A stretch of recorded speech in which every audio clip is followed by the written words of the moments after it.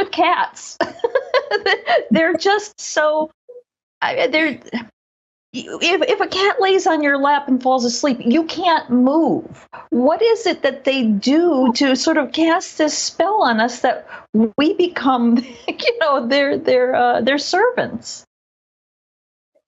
It's just the rule. It's an agreed kind of dogma or catma that you do when you sign up for a cat, and in return, their purring is the megahertz of what healing is. And so when you get to be the experiencer of their purring, and the way they need their aloofness, they need their alone time, but then they also have a really dear need to connect, but on their terms. And I think there's a lot for us to learn from that. But cats are just unique beings unto themselves, and they're also incredibly mystical. And very, I guess I would say, what's the word I'm looking for? They're just well-versed in being able to connect with beings on the other side and their spirit, and bring energy that's incredibly mystical to the relationship. And they need a fair amount of alone time to be able to do that. Okay, so then what about dogs? Let's give them a little bit of analysis. Mm-hmm. Dogs are really here to experience and to transmit joy and unconditional love for us. I think all animals are earth angels, but there's something really magical about dogs and their willingness to show up for us and love us exactly where they're at and where we're at. They're not judgmental. They just completely and utterly transmit unconditional love. They don't care what you believe or why you believe it. They're going to love you. They're going to stick their little head on your lap and look into you and use their eyes to express this incredible soulful connection. And they're our biggest cheerleaders for whatever transitions or challenges that we're going through. They'll be there for us. So is there a difference then in your method of communicating with a dog or a cat, or is it still basically the same thing? You're tuning into them as a creature as opposed to a specific type of creature? Exactly. I have the same method, but every time I do it, and I've done it for a long time, it's a different experience. I always start every session with kind of this mantra going, I don't know. I don't know why the cat is not peeing in the litter box. I don't know why this dog keeps running away. I don't know. And insane, I know, there's a process in which my ego kind of goes out the window, and then I start summoning in my soul light, my spirit. And from that place, there's this connection with all animals, all life. And from that place, I start opening up to possibilities, and a lot of things kick in at that moment, whether it's my ability to be clairvoyant or feeling into an expression that the animal is feeling. I don't, like some animal communicators or some mediums, solely rely on just the animal. To me, I don't like doing it for demonstrating a skill set. I feel like it's this really interactive process around having the human have some understanding. I want them to use vets and say, okay, we tried this, and now the animal has this clean bill of health, and so how are they feeling?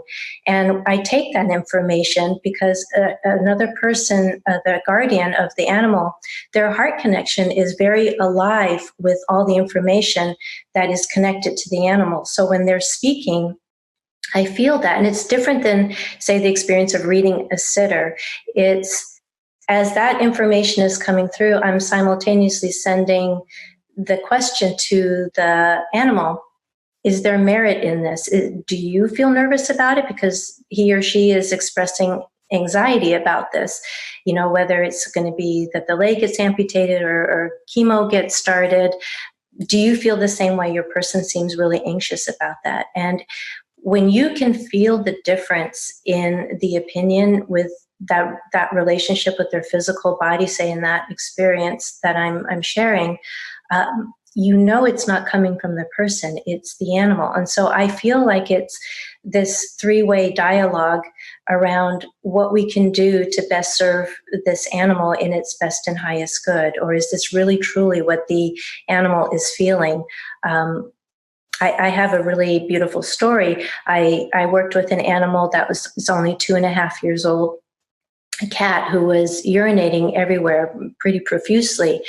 And when I tuned into why it was feeling the way it did, it brought me to this image of him in the shelter. And then the next image was something that I translated to be a brother, followed by this profuse feeling of sadness and grief and really missing the brother. And mind you, this cat was only 2.5 years old, so not an adult kitty. So in that experience, I then heard the word echo, and I saw in my mind's eye this ripple effect through still water. And the way I translated that was that innate core wound was being relived right now, right here, right now in this moment.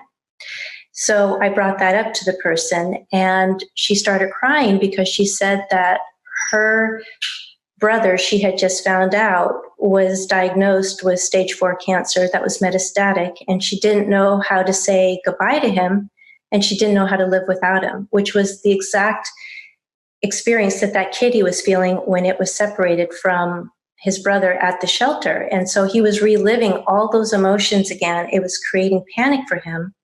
And that's why he was urinating outside of the litter box. Wow. So what then did they do with that information?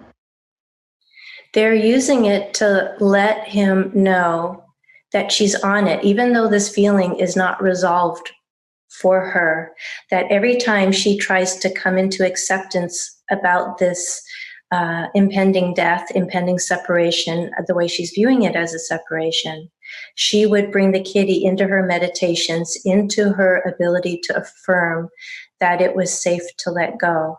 And she would invite him to that practice. And I think over time, it will, no matter what, our animals don't expect us to be perfect, but where things are not resolved in us, they mirror it and they demonstrate that to us so we can actually take care of ourselves and pay attention and actually own something instead of, say, just trying to keep it together, just trying to soldier on through this thing because that's what you do. The kitty was feeling all the angst of things not being resolved, and where something that monumental can never be really truly resolved, you can own that feeling that you're having, and you can tell your animal, I've got this. I want you to know that today's a really hard day. I'm not feeling really good about this, but you don't need to hold this for me. I've got this. And when you own it, they just let go. And so again, it doesn't have to be resolved. They just need to know that you're on it. And because they can feel it. It's kind of like if you have a spouse and you know when they come home from work and they come in the door and they're angry, they don't have to say anything. You feel it. But when you can come in and say, I had a really bad day, it has nothing to do with you, I'm on this, then that person is off the hook, the other person in the relationship. So it keeps the energetics within these intimate relationships very clean and clear when we can own what we're feeling. Fascinating. So then, again, not that everybody can do what you do, but how can we, deepen the connection with our animals? Do you have any tips or tricks or tools that you can share? My quick and dirty way to do it is I imagine that my heart can actually breathe as if it's a nostril or a nose. And I breathe in and out through my heart center until I'm very, very quiet and very, very peaceful. And from that place, I go and I simply affirm that it's our most natural state of being to be able to connect with all of life, not just your animals, but all of life, your loved ones on the other side, the earth, trees, nature spirits, all of life. You're a child of this planet of Gaia, and you were born with the capacity to do that. So when you affirm that steps forward into the foreground of your ability to connect, and then you hold an intention to connect. I very much don't try to get an answer.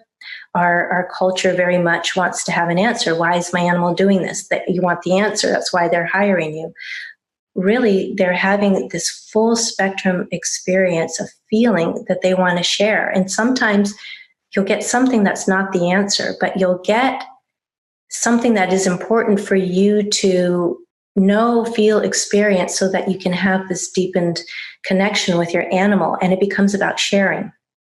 And then from that place, once you've affirmed your intention, I free write, journal. I just write. So, and I don't write until I don't stop until I feel like I've got something that is demonstrating to me that this is how my animal is feeling, or another animal that I'm working with. Over time, you won't need the tool of free associating writing. You'll just be able to call forth your spirit just in a moment of intention, and then breathe through your heart. And then you build this bridge of light between you and this other being. That bridge is always there, but you're activating it. And activation is a really important step in this. So when you're activating this universal connection that we have with all of life, and in particular, this particular personality. So then you take it from all of life and you begin to refine it to a golden retriever that's sitting in front of you. For me, I do almost all my readings through Zoom or through phone calls. So people send me a picture of an animal. And again, something is energy before it gives rise to form. And the energy that gave rise to form gives rise to a particular set of ways the eyes appear, or the way the ears, it begins. You can feel something by looking at an animal, whether it's timid or it's outgoing.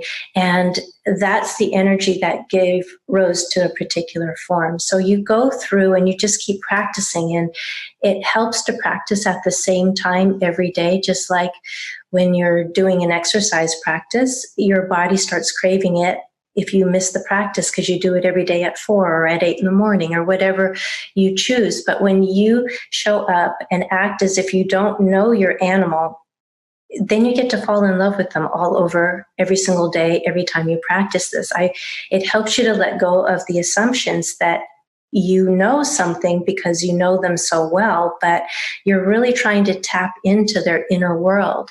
And when you're quiet and you use the practice of writing, it helps you to tap into their experience separate from what you're observing on the outside looking in. Thanks for listening. Check out Castle Gate, a novel based on my own ancestral healing journey, at lisabonis.com. In 1921, 4 men set off from Scotland to the United States. Will Garrock, his brother Pete, his son Willie, and his nephew Thomas, all coal miners. They left behind the miners' rows and the nationwide mining strike with its soup kitchens. Their destination was Castlegate, Utah, where they had kin to welcome them before sending for their wives and children. They prospered in America, working in one of the finest mines in Utah. Until that tragic day, March 8th, 1924. Disaster struck. 3 explosions, trapping 171 men inside. Rescue crews worked tirelessly for days, but sadly, they could not save a soul. Women were widowed and children were orphaned, and some never recovered from their broken hearts. Castlegate is the true and tragic saga of a Scottish family whose dreams of finding their fortunes in the bountiful coal mines of Castlegate, Utah during the Prohibition era explode in one of the most devastating mine disasters in American history. Learn more at lisabonis.com.